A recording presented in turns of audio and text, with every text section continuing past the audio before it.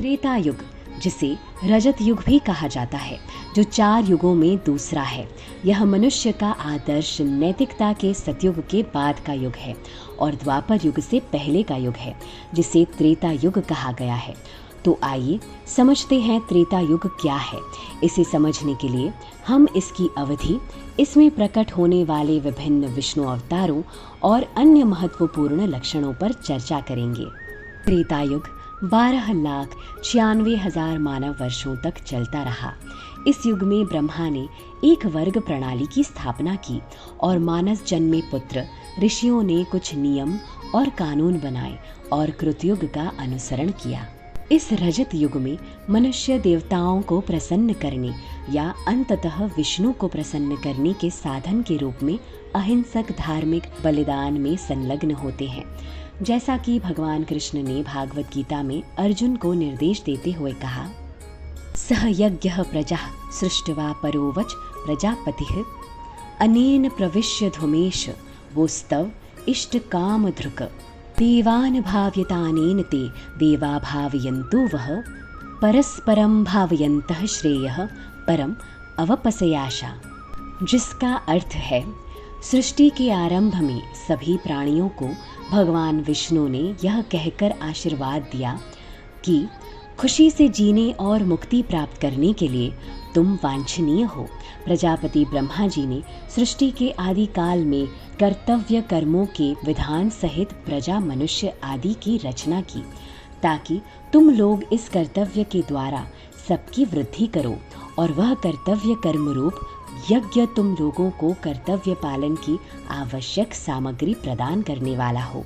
अपने कर्तव्य कर्म के द्वारा तुम लोग देवताओं को उन्नत करो और वे देवता लोग अपने कर्तव्य के द्वारा तुम लोगों को उन्नत करें। इस प्रकार एक दूसरे को उन्नत करते हुए तुम लोग परम कल्याण को प्राप्त हो जाओगे।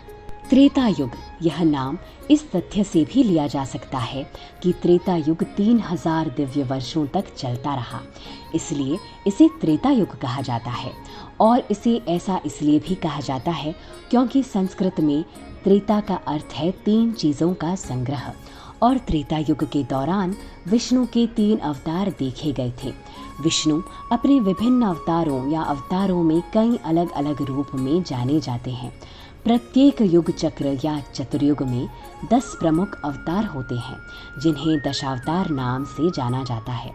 इसमें से 3 त्रेता युग में ही देखे जाते हैं, वामन, परशुराम और राम। तो आइए जानें इन 3 अवतारों के बारे में। पहला है वामन अवतार, जिसे बौने अवतार के रूप में भी जाना जाता है, जो त्रेता युग में राजा बलि और उसकी राक्षसी सेना से स्वर्ग वापस लेने के लिए प्रकट हुए थे। दूसरा है परशुराम अवतार, जो सबसे डरावने अवतारों में से एक है। वह एक योद्धा के रूप में प्रकट हुए थे और दुष्ट सत्ता के भूखे राजाओं की 21 पीढ़ियों को समाप्त करते हैं।